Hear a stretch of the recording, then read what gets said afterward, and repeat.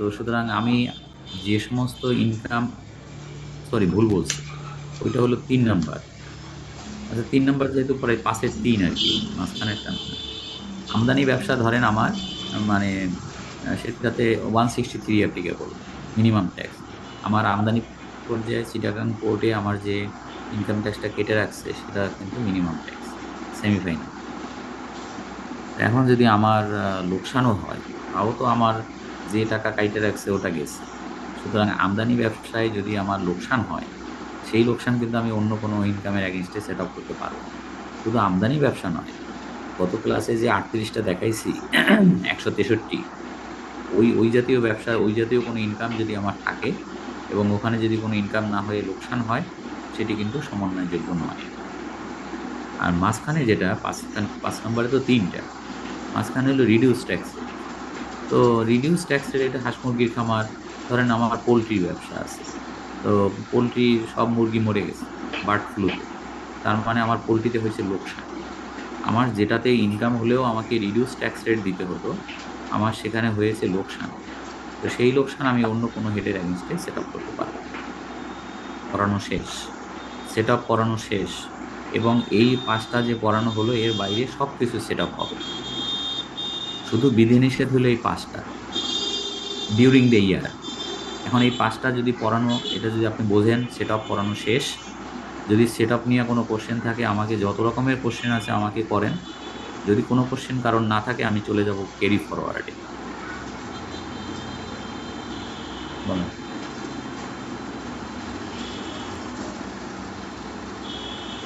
No sir. তাহলে আমি question করি। জি স্যার করেন। হুম, আচ্ছা আচ্ছা, আমি একটা কোশ্চেন করি। ধরেন এক ভদ্রলোক চাকরি করে, তার বেতন হলো 20 লাখ টাকা, ট্যাক্সেবল স্যালারি হলো 20 লাখ, আর তার বাড়ি ভাড়া ইনকাম আছে, ইনকাম ফ্রম রেন্ট। এখন এই বছরে তার রেন্টে আসছে নেগেটিভ, মানে লোকসান আসছে, ধরেন ধরেন 7 লাখ টাকা। এখন এই বছরে আমার বেতন হইতে আয় 20 লাখ, মাইনাস আপনার বাড়ি ভাড়া হইতে লোকসান 7 লাখ, সমান সমান কত? 13 লাখ। 20 লাখ স্যার, 20 লাখ, 13 লাখ।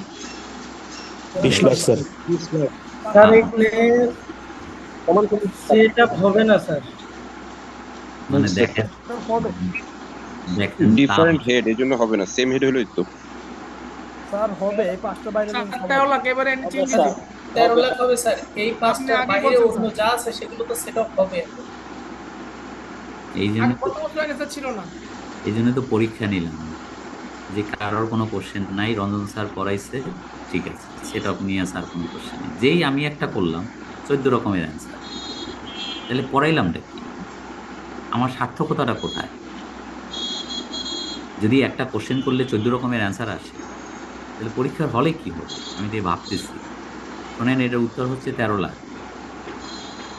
কেন 13 লাখ? আমি যে বিধিনিষেধগুলো এত সময় বললাম, তার ভিতরে কি যে অঙ্কটা দিলাম ওটা কি 5টা থেকে দিচ্ছি না? আমি যে অঙ্কটা দিছি 5টার বাইরে। 5টার বাইরে যদিও হয় সেটা তো হবে, সেটাতে তো কোনো বিধিনিষেধ নাই, কোনো রেস্ট্রিকশন নাই। মানে বেতন, বেতন আর বেতন থেকে যদি আয় থাকে, বাড়ি ভাড়াতে যদি লোকসান থাকে, এখানে 5টার ভিতরে কি কোথাও বলা আছে যে বাড়ি ভাড়াতে লোকসান থাকিলে তাহা অন্য কোনো আয়ের বিপরীতে সমন্বয় হইবে না? এই 5টার ভিতরে কি আছে? না স্যার। স্যার বাড়ি ভাড়াতে লোকসানটা আসে কিভাবে?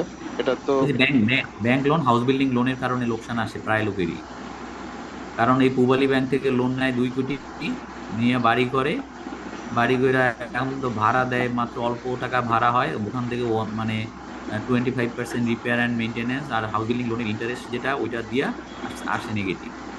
এটা আপনি ঠেকাবেন কেন? মানে গত ক্লাসে পড়াইছি তো, আপনার বাড়ি ভাড়া ইনকাম আপনার অ্যানুয়াল ভ্যালু থেকে কি কি বিয়োগ যায়? বিয়োগ যাবে প্রথমেই হলো রিপেয়ার অ্যান্ড মেনটেনেন্স 25%, তারপর একটা বড় হেড আছে ওই যে পৌর কর, আর হলো সবচেয়ে বড় হেড হলো মানে interest on bank loan. Loan মানে হাউস বিল্ডিং লোন, গৃহ নির্মাণ ঋণের সুদ। ওইটার পরিমাণ যদি মানে বড় হয়, তখন তো উল্টো হয়ে যায় অনেক সময় হাউস বিল্ডিং এ। মানে হাউস হ্যাঁ রেন্টাল ইনকাম লোন নেগেটিভ আসে। লোনের ইফেক্টটা হ্যাঁ, লোনের ইফেক্টটা পড়ে। এরকম আরো কোশ্চেন করতে পারি, যেমন আমার বেতন 20 লাখ আর গ্রামের বাড়িতে আমার কৃষি জমি আছে 10 বিঘা। এবার কৃষি জমিতে আমার ইনকাম ইনকাম না হয়ে উল্টা আরো লোকসান হয়েছে 3 লাখ। তাইলে আমার এই 20 লাখ মাইনাস 3 লাখ সমান সমান কত? মানে আমার ট্যাক্সেবল ইনকাম কত হবে, টোটাল ইনকাম 17 কত লাখ। হবে? এটা হ্যাঁ, হবে স্যার। সেইটাই তো পরীক্ষা করতেছি, তাই না? এই আর কি। শুধু এই পাঁচটা হবে না, এই পাঁচটার বাইরে যত কোশ্চেন আসবে সব হবে। Very simple. এবারে বাংলা আইনকে আমি সাধুবাদ জানাই যে এই সেট আপ নিয়ে মানে খুব সিম্পল করে ফেলছে। কোনো ঝামেলা নেই। এখন আসেন carry forward, carry forward of losses. তার মানে কোনো লোকসান যদি মানে কোনো বছরে অন্য কোনো ইনকাম না থাকার কারণে সমন্বয় করা না যায়, মানে তাহলে কিন্তু সেটা পরবর্তী 6 বছর পর্যন্ত ক্যারি ফরওয়ার্ড হবে। সেটা যে ইনকামই, মানে সরি, যে লোকসানই হোক। আমার আগের বছরে একটা লোকসান আছে একটা হেডে, সেটা পরবর্তী 6 বছর পর্যন্ত ক্যারি ফরওয়ার্ড হবে। সোজা কথা, সেটা ব্যবসায় লোকসান হোক, সেটা যে কোনো লোকসান, এগ্রিকালচারে হোক, বাড়ি ভাড়ায় হোক, যে কোনো লোকসানই হোক। মানে ওইরকম আগের বারের মতো ওইরকম ঝামেলা করে নাই। গতবারের আইনে ছিল যে আমাদের 4টে ইনকাম ক্যারি ফরওয়ার্ড করা যাবে, 4টে যাবে না। এবারে কিন্তু ঢালাও, আপনার লোকসান হইলে সেটা আপনি অবশ্যই ক্যারি ফরওয়ার্ড করতে পারবেন। আচ্ছা, গেল। এখন আসেন আম, এই যে ব্যবসায়িক যে লোকসান, সেটা পরবর্তী 6 বছর পর্যন্ত ক্যারি ফরওয়ার্ড করা যায়। আর ডেপ্রিসিয়েশন লস যেটা, মানে আনঅ্যাবজর্ব ডেপ্রিসিয়েশন, সেইটা আনলিমিটেড আজীবন ক্যারি ফরওয়ার্ড করা যাবে। বুঝতে পারছেন? এটা একটা অঙ্ক করায় দিলে আপনি আরো ক্লিয়ার হবেন যে ডেপ্রিসিয়েশন লসটা কিভাবে হয়। তো সেটা আমি দেখাচ্ছি। এটা আমি দেখাচ্ছি, দেখালে আরো ক্লিয়ার হবে আপনাদের মধ্যে। আরো 2টা কথা বলে শেষ করি, তারপর আপনাদের অনেক কোশ্চেন জমে আছে, ওগুলোকে অ্যাড্রেস করবো। আচ্ছা, অ্যামালগামেশনের কথা বলি। অ্যামালগামেশনে এই যে এখানে রেফারেন্স দেওয়া আছে, মানে 8ম তফসিল পার্ট 1 প্যারা 3, ওখানে বলছে যে অ্যামালগামেশনের ফলে যে বছরে অ্যামালগামেশন হবে, ধরুন আপনারা পেপারে দেখতে পাচ্ছেন যে পদ্মা ব্যাংক মার্জ হয়ে যাচ্ছে এক্সিম ব্যাংকের সাথে, তার মানে এক্সিম ব্যাংক দুইটা অ্যামালগামেট হচ্ছে, হ্যাঁ, মানে মার্জার হচ্ছে। এখন ধরেন বাস্তব উদাহরণ দিই আপনাকে। এই বছরে এই যে 2024, এখন যে ক্যালেন্ডার ইয়ার চলতেছে, ব্যাংকের তো ক্যালেন্ডার ইয়ার হচ্ছে ইয়ার অ্যাকাউন্টিং ইয়ার। এখন এই 2024 সালের মধ্যে যদি এই দুইটা মার্জার হয়ে যায়, এক্সিম ব্যাংক এবং পদ্মা ব্যাংক, এবং ধরেন পদ্মা ব্যাংকের বিগত বছরগুলোতে, বিগত 6 বছর, বিগত 6 বছরে পদ্মা ব্যাংকের লোকসান আছে 6 কোটি, কথার কথা। আর যদি এক্সিম ব্যাংক পদ্মা ব্যাংকে অ্যাকোয়ার করে অ্যামালগামেট হয় এবং এটার মধ্যে পড়ে, তাইলে একটা সরকার একটা সুবিধা ঘোষণা করছে, মারাত্মক সুবিধা ঘোষণা করছে।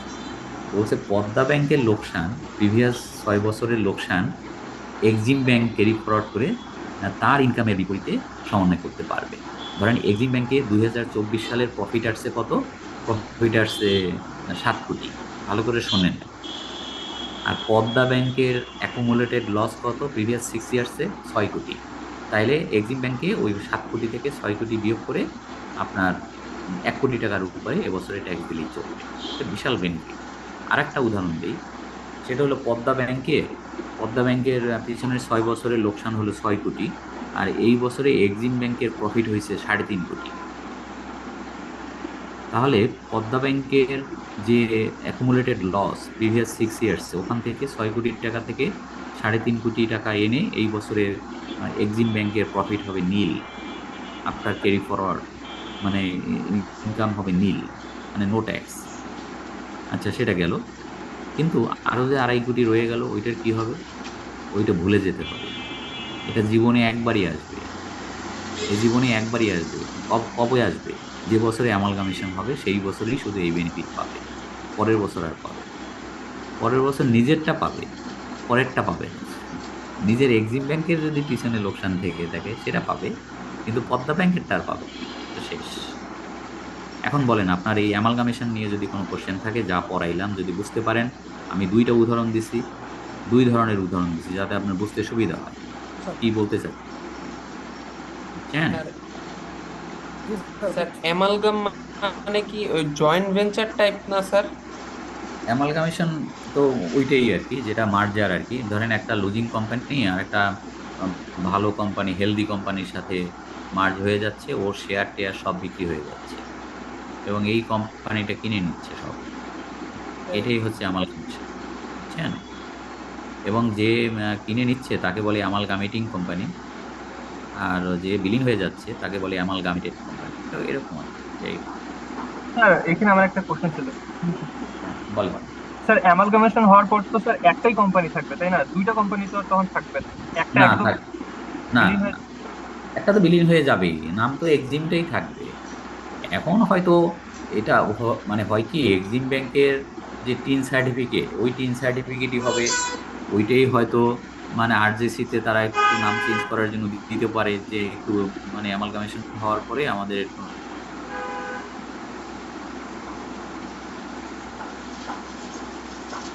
নামকরণ হয়েছে এক্সিম ব্যাংক পিএলসি, বুঝছেন? জি স্যার। এটা মাইনে নিচ্ছে না, এরকম হয়তো মানে একটু নাম বন্ধ রাখা।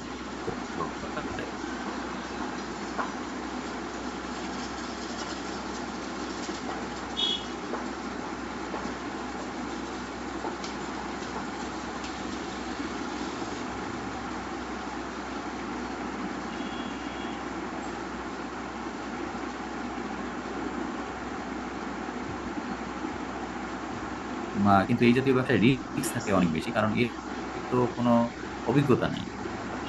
মানে এই জাতীয় এই জন্য সরকার চাচ্ছে যে কিছু কিছু স্টার্ট আপ ব্যবসা গড়ে উঠুক। ওইরকম স্টার্ট আপ ব্যবসা নতুন নতুন কনসেপ্ট যদি গড়ে ওঠে, এবং বাংলাদেশ থেকে এই যে আপনার থেকে বুয়েট থেকে যে সমস্ত ইঞ্জিনিয়াররা বেরোচ্ছে ম্যাক্সিমামই তো বিদেশে চলে যায়,